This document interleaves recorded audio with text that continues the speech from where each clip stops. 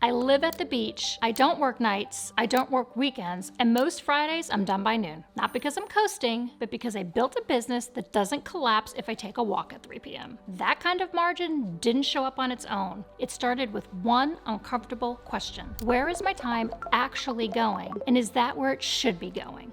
I'm Trisha Shortino, the CEO of BELAY, where we help leaders build the kind of support that actually lets them lead. For years, I've worked with entrepreneurs and executives who are sharp, driven, and stuck in the weeds. Their calendars are packed, their decisions are rushed, and their role as leaders gets squeezed between meetings, Slack messages, and tasks that should have been let go months ago. This isn't about hustle, it's about misalignment, and the truth is, you can't fix what you can't face. That's why I audit my time, not to squeeze more into the day, but to make sure I'm spending my time where it matters most. This is where you start. Let me show you how to do it with the CEO Time Audit. Step 1, track everything without trying to fix it. There have been a few times I caught myself doing things I shouldn't. I've caught myself bogged down in the weeds on certain tasks and expectations that department leaders should have managed. I find myself thinking, why am I still doing this? Didn't I cast the right vision or set the right expectations? And it was a wake-up call that gave me the chance to pause, think clearly, and reevaluate. It allowed me to assure that expectations have been clearly communicated and gave me the opportunity to seek clarity,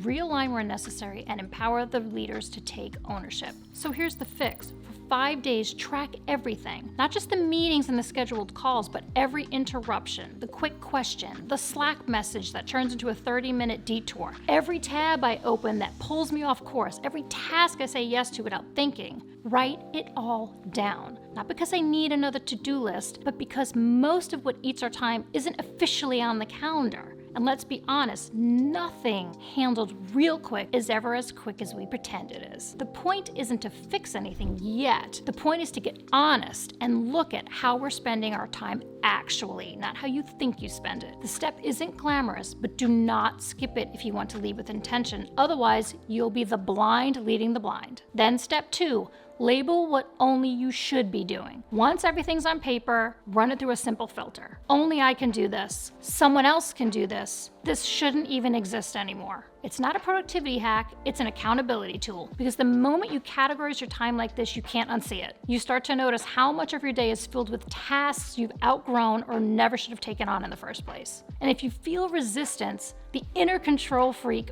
piping up while I'm sorting through, pay attention. That's usually ego, pretending to be helpful, convincing me that just because I'm good at something, I should keep doing it. But being good at it isn't the point. Being needed for it isn't the point. The question is, does it still make sense for me to be the one doing it? I used to handle my own calendar management and those quick, tedious tasks like responding to emails, scheduling meetings, shifting my calendar priorities, booking travel, and moving things around when things changed. I got satisfaction from knowing everything was perfectly organized and under control. But I realized that these tasks didn't belong to me anymore, even though I enjoyed doing them. They were crucial, but they didn't serve my highest priorities as CEO. I had to delegate them to my EA, who could manage them more effectively and efficiently, ensuring my time was spent on high-level strategy and leadership. Letting go of these tasks gave me the freedom to focus on what truly mattered for the business. Still, there have been times when I've confused competence with calling, especially when it came to tasks I was good at, but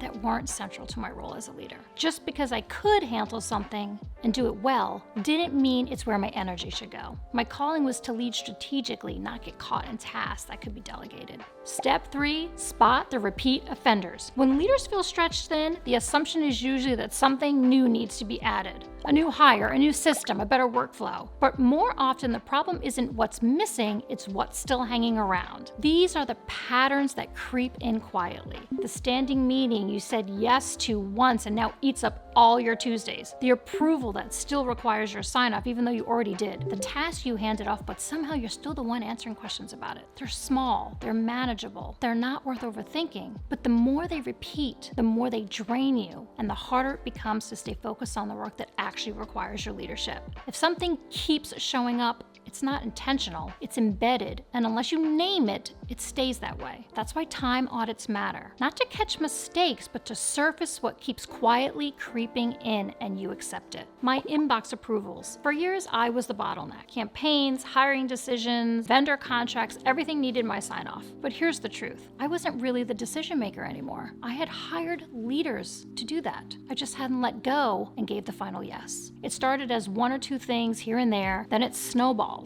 And suddenly my calendar was filled with review time and I was answering emails about decisions someone else had already made. I'd become a checkpoint instead of a catalyst. Fixing it meant getting brutally honest in a time audit. Where was I stuck in review and reply mode when I should have been in lead and release mode? Once I named it, I delegated full ownership, decision, action, and accountability. No more halfway handoffs. What did that give me back? Margin, focus, leadership, the space to work on the business, not in the weeds. And my assistant catches these before they snowball as my first line of defense. She sees the patterns in real time when a calendar block keeps getting hijacked or when a decision keeps bouncing back to me. And she doesn't just flag it, she recommends a fix. She challenges me. Can this be delegated? Can we kill this meeting? Can we reroute this request? She's not just protecting my time, she's protecting my leadership energy. There's a difference between a good assistant and a great one. They don't just manage tasks, they manage the flow of your work so you stay where you're most effective. Step 4, rebuild your week like a CEO, not a responder. This is the fun part. Once you know what doesn't belong, you can start building the kind of week you actually want to live inside of. For me, it looks like this. Leading my reports on Monday, leadership and team meetings on Tuesday, board meetings midweek, vision and external work on Thursdays, but absolutely no meetings on Fridays. Space to reset before the next week hits. I'm not building a perfect week, I'm building a repeatable one. I'm intentionally removing flexibility. Flexibility sounds nice, but real freedom comes from structure. Not the rigid kind, the kind that protects your energy, sharpens your focus, and gives you room to lead without being pulled in 10 different directions. Imagine logging off Friday afternoon without a backlog. Imagine walking into Monday already clear on what matters and what doesn't. Imagine building a business that doesn't always depend on you to thrive.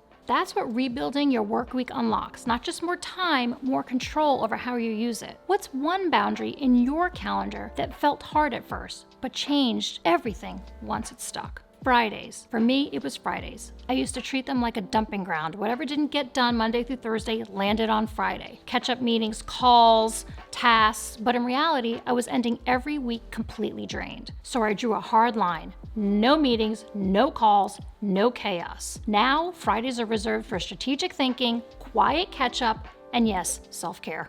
That might look like a walk, a workout, a slow morning, or just space to breathe and reset. At first, it felt wrong, like I was taking the day off, but I had to shift my mindset. Rest and white space are not luxuries, they're leadership tools. The change? I stopped the week with clarity, not chaos, and I recharge heading into Monday. Still, there are things I never schedule anymore. There's no more than 3 meetings on every day, and never beyond 3 p.m. Why? Because after a certain point, my energy dips, my decision-making suffers, and honestly, I'm no longer showing up as the leader my team deserves. Back-to-back meetings, they're gone. I build in a buffer on purpose so I can think, respond, and lead instead of just reacting. These aren't just calendar preferences, they're boundaries that protect my focus, my energy, and my ability to scale the business without burnout. You can't grow if your schedule is working against you. The bottom line, if you don't control your time, somebody else will. And if you're still at the center of every task and every email and every decision, you're not scaling, you're stalling. That's where we come in. At BELAY, we match leaders with US-based executive assistants and accounting professionals who free up your time so you can lead, build, and breathe. Grab Delegate to Elevate, my free guide to reclaim your focus, delegate what's draining you, and finally build a calendar that works for you, not against you.